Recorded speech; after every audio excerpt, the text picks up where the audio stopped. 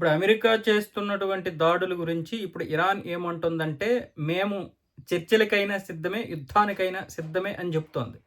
కానీ ఇప్పుడు ట్రంప్ ఏం చెప్తున్నాడు?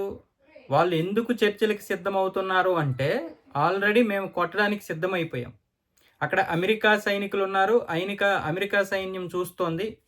అమెరికా సైన్యం మొదట వాళ్ళపై దెబ్బ కొట్టి, ఆ తర్వాతే చర్చలు చేద్దామని డిసైడ్ అయింది కాబట్టి, ఆ విషయం తెలిసి భయపడి ఇప్పుడు ఇరాన్ ఏమొచ్చేసి మనం చర్చలు చేద్దాం, చర్చలకైనా సిద్ధమని చెప్తుంది. కానీ ఇప్పుడైతే అమెరికా సైన్యం ఇరాన్‌లో జరిగినటువంటి ఉద్రిక్తత పరిస్థితులు, ఆందోళనకారుల మీద జరిగినటువంటి దాడులు, ఇప్పటివరకు ఇంచుమించు 600 మంది చనిపోయారు కదా! దాని గురించి అమెరికా సైన్యం ముందు ఇరాన్ మీద దాడి చేశాకే తర్వాత చర్చలు అని డిసైడ్ అయిపోయింది ఇప్పుడు. కాబట్టి ఇక చర్చలనేది ఇరాన్‌ని కొట్టాలి.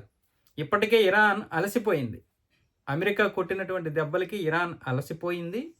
అందుకే ఈ విధంగా యుద్ధానికైనా, చర్చలకైనా సిద్ధము అంటోంది కానీ, చర్చలకే వాళ్ళు సిద్ధమవుతారు. యుద్ధం చేసేంత కెపాసిటీ ఇరాన్ దగ్గర లేదు అని ఇప్పుడు ట్రంప్ మళ్ళీ రెచ్చగొట్టే మాటలు మాట్లాడుతున్నాడు.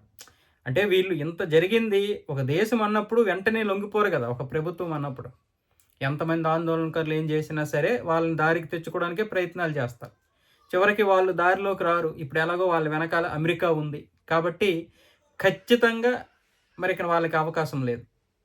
ఇక చర్చలు జరపాల్సిందే అమెరికాతో. లేదంటే ప్రభుత్వాన్ని కోల్పోవాల్సొస్తది. అయాతుల్లా అలీ ఖమేని. అందుకనే ఇప్పుడు చర్చలకి వాళ్ళు సిద్ధం అంటున్నారు. కానీ ట్రంప్ వాళ్ళని ఇంకా రెచ్చగొట్టే మాటలు మాట్లాడుతున్నాడు. ఒక ఉగ్రవాద దేశం, ఒక ఉగ్ర మనస్తత్వం కలిగినటువంటి అధ్యక్షుడు.